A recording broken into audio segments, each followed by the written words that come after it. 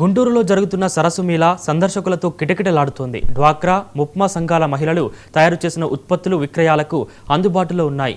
వివిధ ప్రాంతాల నుంచి వచ్చిన కొనుగోలుదారులతో సరస్సు మేళా సందడిగా మారింది. మొత్తంగా 12 ఎకరాల్లో 300 స్టాల్స్ ఏర్పాటు చేశారు. రాష్ట్ర వ్యాప్తంగా ఉన్న స్వయం సహాయక సంఘాలు తయారు చేసిన హ్యాండీక్రాఫ్ట్, చేనేత, ప్రింటింగ్ చీరలు, న్యాచురల్ ఫుడ్స్, డెకరేషన్ వస్తువులు అన్నీ అందుబాటులో ఉన్నాయి. ఇక ఈ సరస్సు మేళాకు సంబంధించిన మరిన్ని వివరాలు మా సీనియర్ కరస్పాండెంట్ కొండలరావు అందిస్తారు.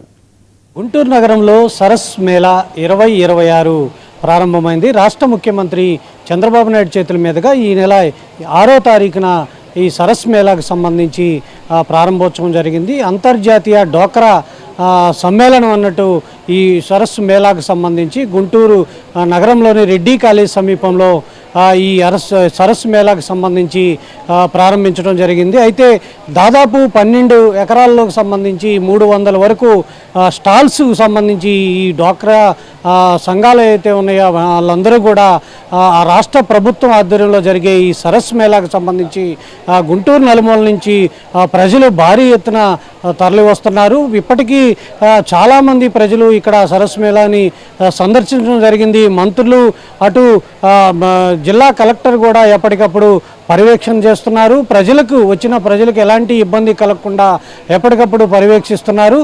అట్లాగే రాష్ట్ర ముఖ్యమంత్రి ప్రారంభించడం జరిగింది. మంత్రులు అందరూ కూడా ఈ కార్యక్రమాన్ని ఎప్పటికప్పుడు సందర్శిస్తున్నారు.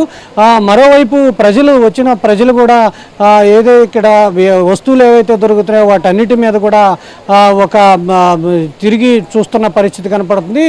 మనం ఇక్కడ చూడొచ్చు, వెంకటేశ్వర స్వామి బొమ్మకు సంబంధించి కూడా విగ్రహాలు ఇక్కడ ఉన్నవి. సరస్సు మేళాలో భారీ ఎత్తున విగ్రహాలు ఉన్నాయి. ముఖ్యమంత్రి చంద్రబాబు నాయుడు కూడా ఈ స్టాల్స్ని సందర్శించడం జరిగింది. ఏదైతే రాష్ట్ర నలుమూల నుంచి కావచ్చు, దేశాల నుంచి, దేశంలో అన్ని రాష్ట్రాలకు సంబంధించి ఏదైతే డ్వాక్రా మహిళలు కావచ్చు, స్వయం సహాయక సంఘాలు కావచ్చు, ఈ ఏదైతే తయారు చేసిన చెక్క, మెటల్, పేపర్, మట్టితో చేసిన హ్యాండీక్రాఫ్ట్, అలంకరణ ఉత్పత్తులు, చేనేత, ప్రింటింగ్ చీరలు, ఇతర వస్తువులకు సంబంధించి ఇక్కడ ఏర్పాటు చేయడం జరిగింది. దేశాల నుంచి వచ్చిన ఏదైతే డ్వాక్రా సంఘాలు కావచ్చు, స్వయం సహాయ సంఘాలు కావచ్చు, ఇవన్నీ కూడా ఏర్పాటు చేయడం జరిగింది. ప్రతి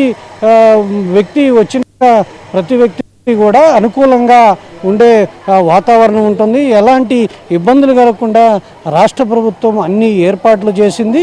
ఏదైతే ఉచిత వైద్య శిబిరం కావచ్చు, ఇలాంటిది తల్లి పిల్లలు వచ్చిన అక్కడ ప్రత్యేక ఏర్పాట్లు కూడా చేర్చించనుంది. ప్రతిరోజు కూడా ఏదైతే ఈ డ్వాక్రా సంఘాలకు సంబంధించి వాళ్ళతో పాటు ఏదైతే ప్రజలు వస్తారో ఈ ప్రజలకి సంబంధించిన ప్రత్యేక కార్యక్రమాలు కూడా ఏర్పాటు చేశారు. ఎప్పటికప్పుడు సాయంత్రం పూట సాంస్కృతిక కార్యక్రమాలు, వచ్చిన ప్రజలు ఆహ్లాదకరంగా ఉండేందుకు కూడా సాంస్కృతిక కార్యక్రమాలు కూడా ఏర్పాటు చేయడం జరిగింది. దీంతోపాటు అయితే ఈ స్టాల్స్ పెట్టిన వాళ్ళు ప్రతిరోజు శిక్షణా శిబిరం కూడా, అంటే ఈ వ్యాపారం అభివృద్ధి కోసం శిక్షణా శిబిరాలు ఏర్పాటు చేశారు. ప్రతిరోజు రాష్ట్ర ప్రభుత్వం తరపున వీళ్ళకి శిక్షణ ఇచ్చి వ్యాపారం ఎలా అభివృద్ధి చేయాలనే దాని మీద కూడా ఒక అవగాహనకు సంబంధించి కూడా ఏర్పాటు చేశారు. ప్రతిరోజు ఈ డ్వాక్రాకు సంబంధించి, మహిళలకు సంబంధించి ప్రతిరోజు కూడా మీటింగ్లు ఏర్పాటు చేసి వాళ్ళకు సంబంధించిన